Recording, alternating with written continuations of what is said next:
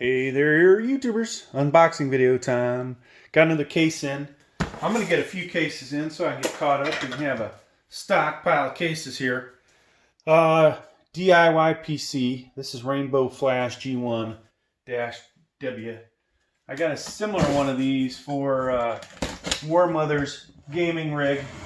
It was a pink one. This should be black with RGB.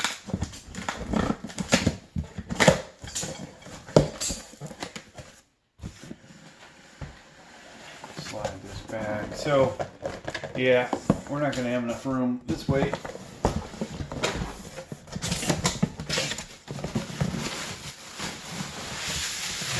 Alright, it actually worked, folks. Half the time I try and pull these out that way, they get stuck.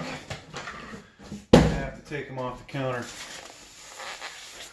So good job of packing this. They put a piece of foam between the glass and the outside of the box. Oh, sorry, it's actually white. I thought I ordered a black one. I'm not really a fan of the white cases.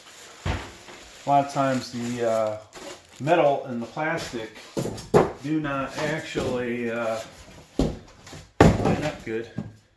So the other one I think was the Flash S1-P. About the same size. We'll have the same comments most likely.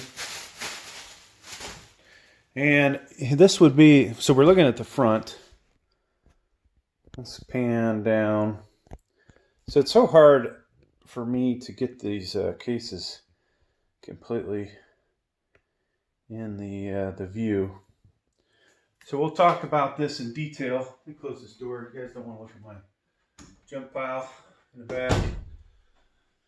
All right, so I will at some point try to take the front off. That way we can talk more detail of this. And, you know, might as well do that right now, right? We'll take this one section at a time. Front, then we'll look at the back. We'll look at the sides. We'll take each side. We'll look at the inside, and we'll look at the back or the bottom. So to get the front off, I'm going to flip this over, okay?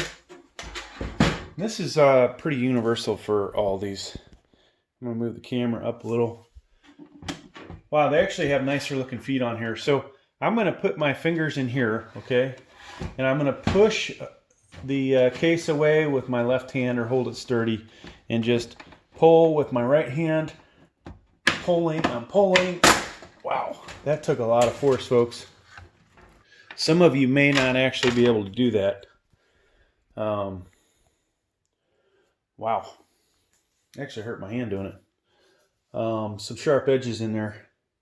So, but that's the way to do it. Sometimes, you know, when you do other cheap things, open them up, these guys will break off, but usually in cases they stay pretty solid. So this is interesting. You see a super cheap light strip in here.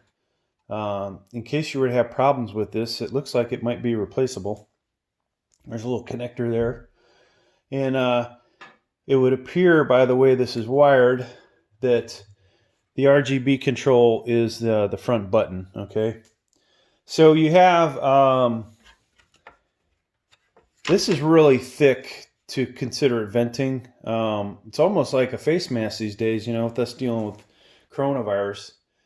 I honestly could not tell you how good the air is going to flow through here, unless, yeah, it is definitely slowed down. All right, so that's going to be a negative, you know. Yeah, the dust, it's going to stop the dust, but it is going to limit the airflow. You know, sadly though, this is in the area of the case I like to see the venting. Air, you know, works best when it's able to travel in this straight line, right? The less obstructions, the better. And, you know, if air's coming in at right angles or doing other things, the more surfaces it comes in contact with, the more it becomes turbulent. And, you know, cooling does not work as good. So from one aspect, it's good the way they've designed this. So we'll see, you know, maybe we'll have issues, maybe we won't. All right, let's, I got to find a fan for you guys. These look like they're 120 millimeter fan holes. I'm going to put a 140 up there, and we'll see if it fits. All right, I lied. I don't have any 140s. These are 120s. They definitely match up with that bolt pattern. And I don't honestly see a pattern that would work for a bigger one because on the other side there looks like there's obstructions. So even though there are some holes that are further out, it looks like 3 120s is the best you're going to do. Now the 120s are going to be mounted on the inside of the case, okay? And if you were to look at a fan, you have the intake side and then the exhaust side. Exhaust side has the structure that holds the fan hub in, and then the intake side is this way. So if we had the right size fan, it basically would look like this, but on. All right, so eventually I'll do a video where I install a fan in this, just to show you guys. Maybe I'll install 3 fans. Depends on how many fans I have available. Now, put this back on here. Hopefully it, snaps in. And then we give it a little loving. And it looks like we've got one that doesn't want to snap. So you do have to be careful, folks, about the wiring, that it doesn't get stuck in there. And I've got one side that didn't want to pop in. And we just give it a little love tap, and it's good. All right, let's look at the top. Here's the top. Now this looks pretty good, folks. It would appear you can get some kind of a longer radiator type one in here. Otherwise, once again, this is pretty silly having to use the CPU cooler. You'd think I'd be better prepared, folks. Looks like you can go here with your bolt pattern. You could go this way. So depending on how you want to lay it out, you can get 2 of the 120 millimeters up here. And I will say, from the one that I did for my wife, putting the LED ones up here, up on top, doesn't really show as well. All right, let's look at the buttons. So this is RGB, and it even says RGB on it. Power button. There is a reset switch on this end. We should have a headphone, microphone, USB 2.0, so 2 of those. Excuse me, what did I just say? Let me back up, folks. Power button. One of these is the hard drive light, the other is the power LED. USB 2.0, USB 2.0. Headphone, microphone, USB 3.0, and a reset switch. RGB, once again. All right. So this does include a fan. Here's the back side. We've got an 80 millimeter fan on the back. Basically one of these guys. And it's in this orientation, right? This is exhaust side. And in case you ever, get confused on which one's which, just looking at your case and seeing how it's oriented. Now, if the blades are switched, it's another story. If they're not designed like you see them here. But intake side, exhaust side, and this, what you're seeing closest to us, is the exhaust side. So this will be where our I/O shield goes for our, make sure you guys can see that. I/O shield will go in here for the motherboard. Expansion slots. So this is designed to go all the way down, basically the bottom, for full ATX. In a moment, we'll open this up and see if it's imprinted with, ITX, micro ATX, and ATX. ATX power supply here. All right. Let's look at the bottom before I move on to opening it up. Now this is vented, okay? And the better cases obviously have this kind of stuff on them, right? You'll see some really cheap cases that do not have this in here. You're going to get a lot more dust in there. Of course, there's additional holes in places that may allow in dust, but it's always nice to have this. If it's too thick, if the gapping is too small, it may affect the airflow. Too dense, you know, too thick, whatever. So this is good here. Now let's go ahead and take this glass off. Now this is different, folks. I'm going to actually spend time taking it off because it is different. This one has these thumb screws here, and if they're on too tight, you can use a Phillips head. There's 2 of them, okay? And you need to use those to take the glass off, and the glass actually fits in a little groove there, hopefully. All right, and we also have some instructions here. So that is interesting. This is you know, they've decided to design this a little differently. Not a bad idea. I kind of like that, actually. Will it help you with getting fingerprints on it? No, it's not gonna. All right, so let me flip this over and we'll take the backside off. So we have a unobstructed view. Same thing here. Now this guy does not want to come off, so I'm going to get a Phillips head. All right, so I had a Phillips head, took that off, and voila.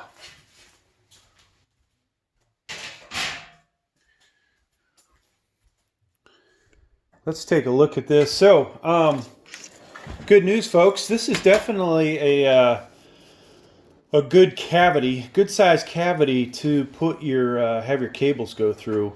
Has nice depth to it from you know, if we had the case, the right hand access panel back on here, there's definitely a nice volume in here to move stuff around. The negatives is there's not a lot of these tie-offs, okay? The pink version of this, barely, you might just, you know, not have a spot to make your cables look good. And then what do, right? You just got to do what you can do to make it work. So here's the instructions. They have a little diagram there of how the air, you know, hopefully the air flows.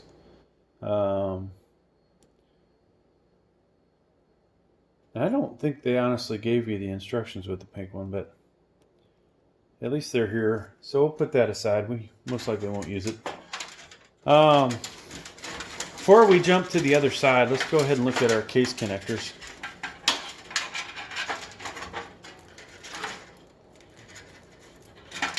And they actually use a rubber band here.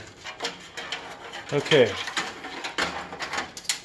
So this would appear that it's already using power, you know, via the Molex. So when you get your power supply, you're going to have to connect this to one of your power supply Molex connectors. All right. So we have the standard USB 2.0. We have probably HD audio, USB 3.0, since obviously there is one on the front of the case. We need that. Then the other front panel connectors, which you have HDD, positive negative LED, power LED, positive negative, reset switch, and the power switch. And of course, out of all these, the only one you need to get the computer to boot to BIOS is your power switch, right? In case you didn't know that. So, what else do we note over here? There are some places to put your solid states. Actually, just looks like the one. So you could attach it to this and then put it back in place. Easy enough. I actually kind of like this design. You know, because sometimes I like having the solid state on the other side. I don't like to see a hard drive.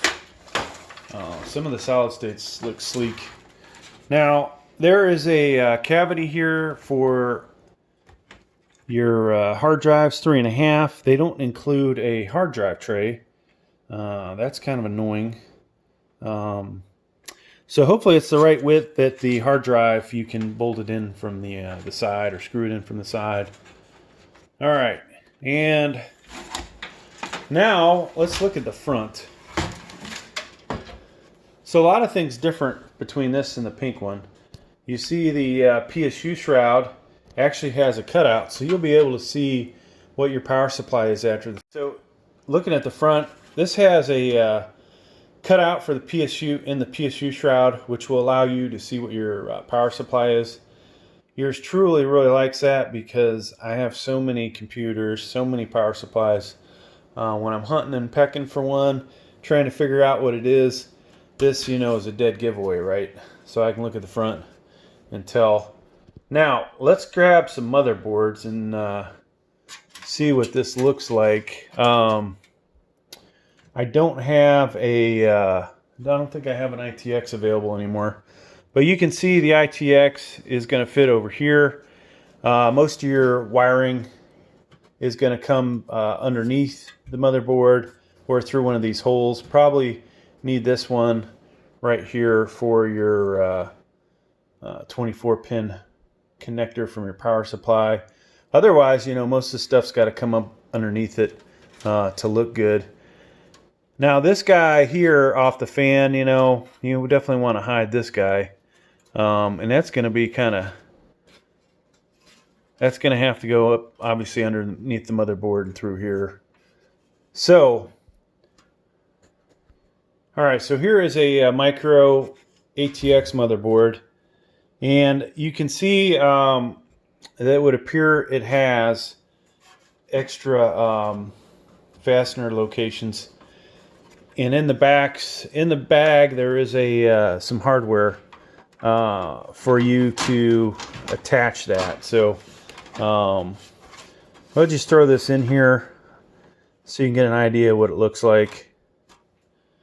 All right, so you definitely would have to come through here with your 24-pin power connector.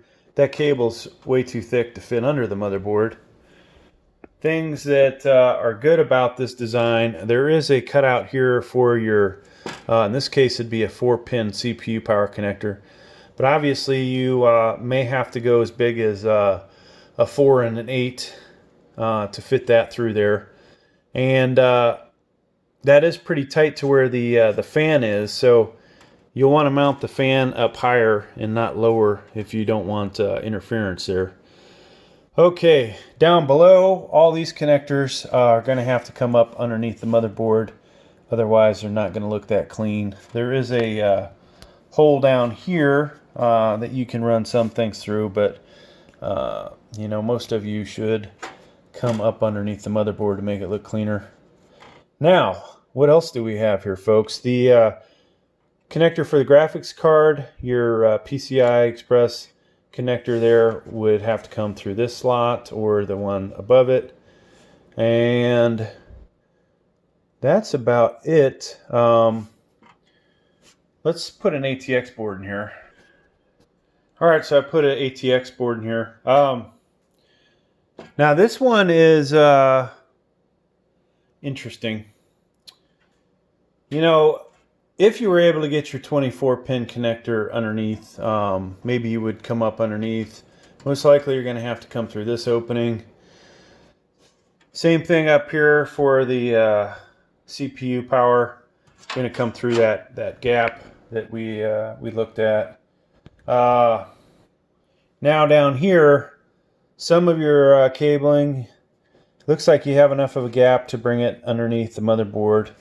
Some of you may choose to come through this big hole here, and all your SATA connectors. This is a place, you know, that kind of irks me that there isn't a cutout right here. You have to run your cables through here. You know, the more cables I see, the less I like it, right? So I like to see the openings put in locations that are going to be useful. So 2 SATAs here. These 4 over here are going to have to, you know, be run most likely to here. And if you wanted to look cleaner and you put it underneath the motherboard, you'd probably want to plan ahead of time, right? Later on to do it is kind of a pain in the butt. So all kinds of options there, how to run it. You know, some people will disagree on the best methods, and you know. So let's take a one final glance at this. Now, would I recommend this? I have bought a lot of DIYPC cases, and I can't tell you that, you know, they're the best quality out there. I can't tell you that they have the best engineering. I can tell you for the money, though, they're a pretty good deal, right? If you need a case, you want to put a computer in it, hey, will these guys ever become, you know, rock stars in the industry? Probably not, unless they get some better engineers and, you know, invest in better materials here and there. But this is a decent case. It hits most of the stuff I would want. To be honest with you, you know, a lot of cases have glass in the front and then the side venting. I would like to actually see a, you know, less dense material here. And honestly, if it was higher up too, would be better, because what I like to see, honestly, is a straight line. Air coming in through the CPU cooler, right out the back. All right, everything flowing in a nice straight line, maximum velocity. Cooling the best that it can, and obviously, you know, you have fans in other places to help cool, and air, you know, will trap or escape out other holes, as well as out the top, which you know, I'm pretty big into using fans up here to help suck out the hot air from the motherboard and other locations. So overall, you know, I like the case, and have I powered it up yet? No, so I can't give you the full review on it. But hey, thanks for checking out the video. Please like, please.